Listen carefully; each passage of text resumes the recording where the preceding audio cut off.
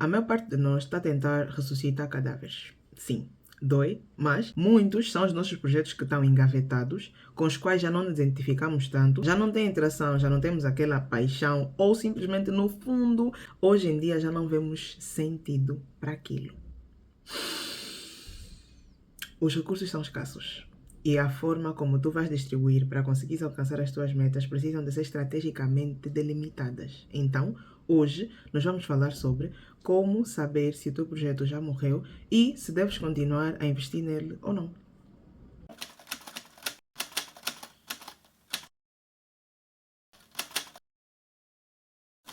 Não podemos ter mudança sem perda, motivo pelo qual é tão frequente pessoas dizerem que querem mudar, mas mesmo assim continuarem exatamente iguais. Não sou eu quem o diz, é a Lori, autora do livro Talvez Devas Conversar com Alguém, que é um livro que fala sobre uma terapeuta, a terapeuta dessa terapeuta e a vida de todos nós. Para mais curiosidades, vai atualizar a tua lista de leitura e começa a ler também este livro. Certa vez eu estava scrolling nas redes sociais, já não me recordo o nome do jovem, mas apareceu um vídeo de um criador de conteúdo a falar sobre a forma como às vezes nós já não queremos determinadas ideias. Nós gostamos do estado de querer aquela ideia ou aquele objetivo. Como assim? Imaginemos que tu tens uma ideia de fazer qualquer coisa, abrir um negócio ou começar a estudar, por exemplo. E ali tu vais passar por todo um processo de preparação. Muitas vezes o que te prende é o quanto te apaixonaste com a ideia de fazer para merecer. Estás sempre naquele ciclo de dar um jeito, de dar a volta, de arranjar uma forma, de te esforçares, porque isso te ocupa, dá um sentido para a tua vida,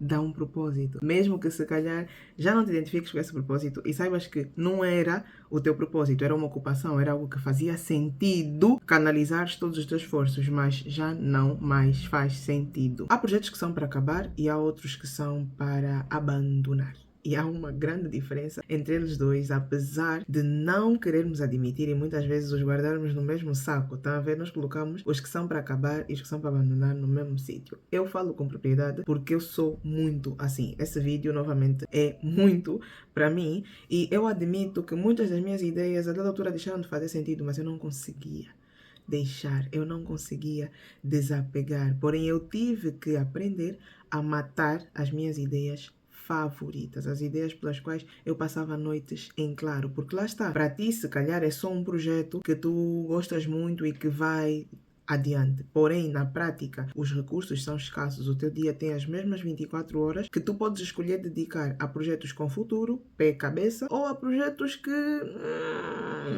se calhar só gostas muito. E é mesmo só isso que os projetos têm, o teu gosto lá neles. Vai-te custar noites em claro, vai-te custar dinheiro, porque algumas dessas ideias já te vêm para a vida real e tu estás ali a investir, estás a progredir com algo que não é suposto progredir. Uma frase muito gira, eu gosto imenso, é da Albert Einstein, diz que não há nada pior do que fazer eficientemente algo que não devia ser feito. E muitas vezes estas são as vestes que nós assumimos quando estamos a falar dos nossos projetos zumbi, daquelas coisas que nós não queremos deixar andar porque são ideias pelas quais temos apreço, mas que já não dão em nada.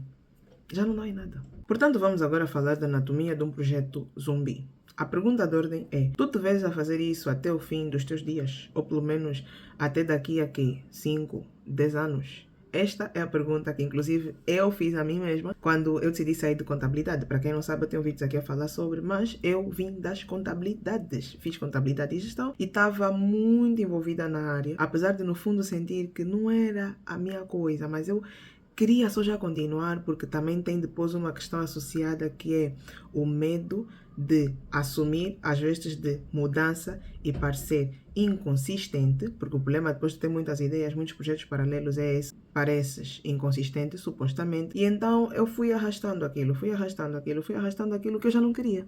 E então, esta foi a pergunta que me salvou.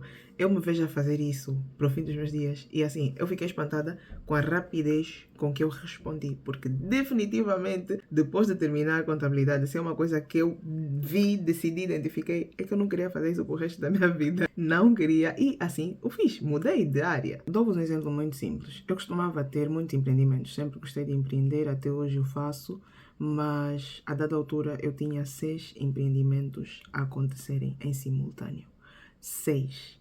E eram completamente diferentes. Um deles, inclusive, era de venda de artigos femininos. Eu costumava vender, e masculinos também, na verdade, eu vendia chapéus, vendia t-shirts.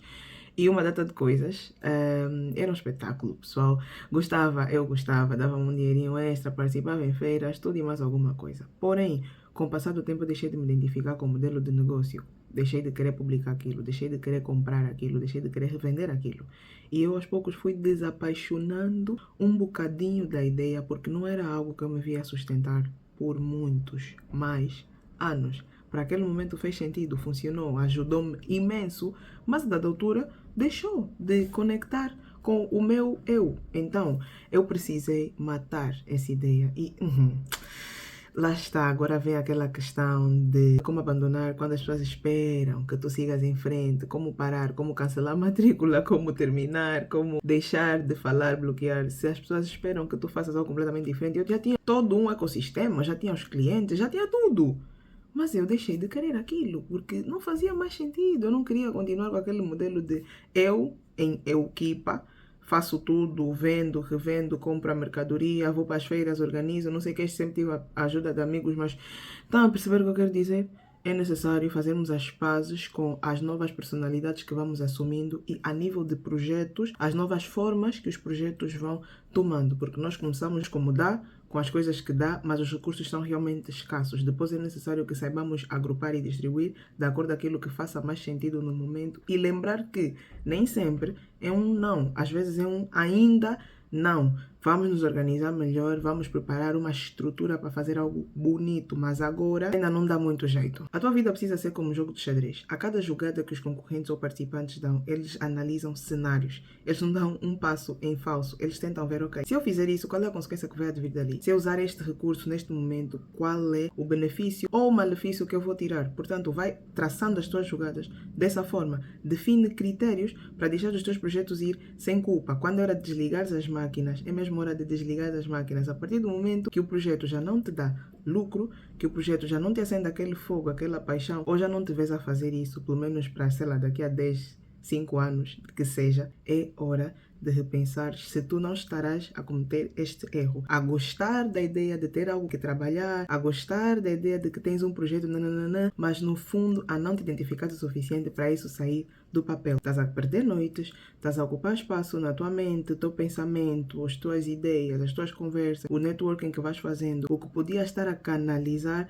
para projetos que faturam e que fazem sentido e que de facto vão sair do papel, estás a canalizar para aquela tua ideia que é mesmo só ideia. Atenção, não estou aqui a falar sobre aqueles projetos que nós gostamos muito e estão só em stand-by porque ainda não temos estrutura. Estou a falar daqueles projetos que estás com ele há muito tempo. Se calhar é hora de riscares isso e começares a trabalhar numa nova cena, numa cena que agora faz sentido e que expressa quem tu és e quais as tuas ideias e convicções. Portanto, não te esqueças, guarda este vídeo.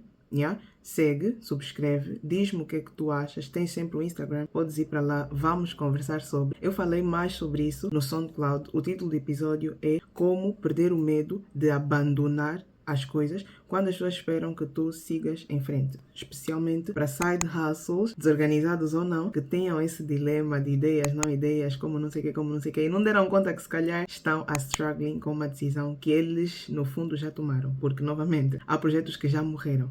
Nós não temos coragem de os enterrar e abrir espaço para novos projetos, deixar aquilo no passado em que fazia sentido.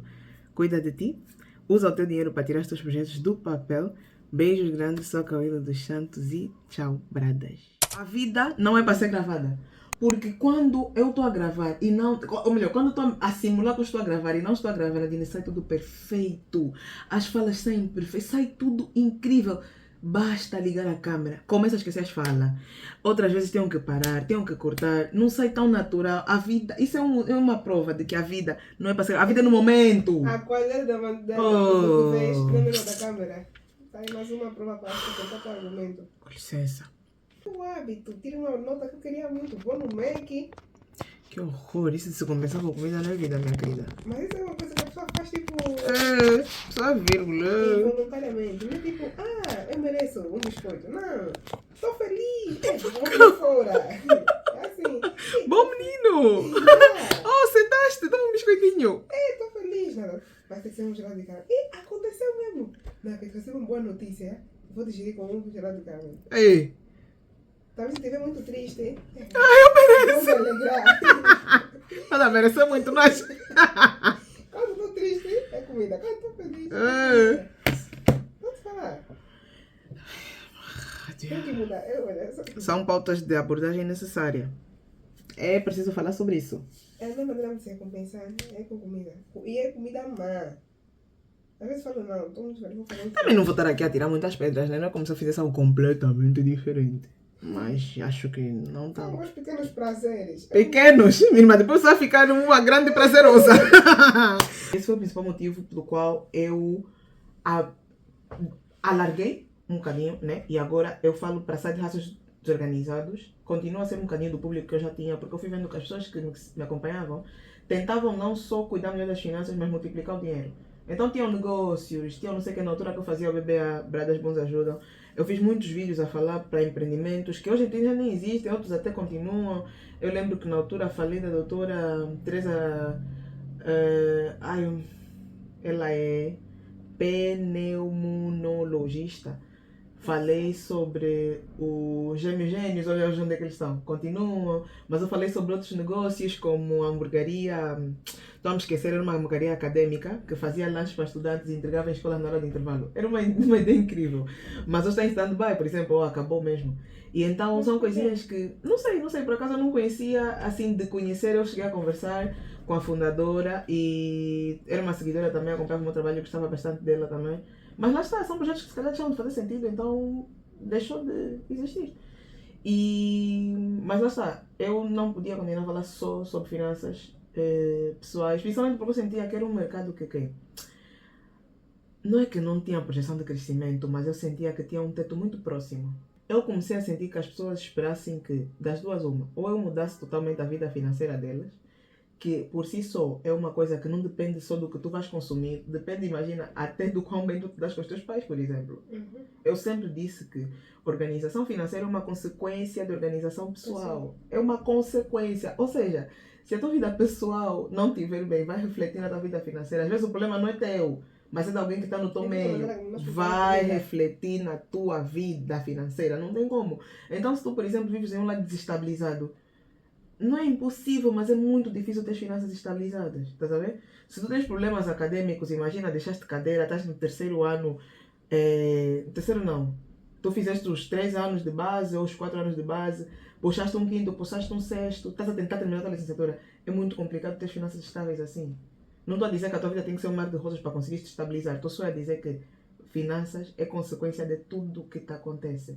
E eu sentia que as pessoas não se apercebiam que o problema às vezes não está no quanto você ganha. Há quem ganha pouco.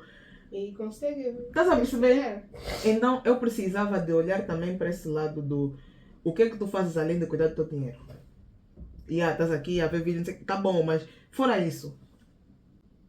Estás a ver? Uhum. Por isso é que eu decidi estender também agora um bocadinho para a gestão de projetos e porque, pronto, formei-me também nessa área, para mim passou a fazer muito mais sentido. E eu estava a sentir a necessidade de aumentar alguma coisa. Estava a sentir tipo, tá bom, mas bom não basta. Bom não basta, podia estar melhor.